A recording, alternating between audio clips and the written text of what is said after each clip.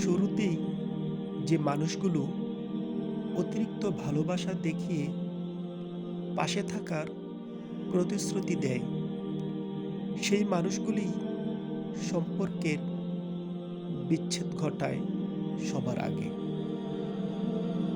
দায়িত্ব জিনিসটা বড়ই অদ্ভুত। যে পালন করে সে সবসময় দোষী হয়, আর যে এড়িয়ে চলে সে শুধু লম্বা লম্বা জ্ঞান দিয়ে যায়। এই বাস্তবতা আমাদের সমাজে অনেকাংশেই দেখা যায়। অনেক মানুষ আছে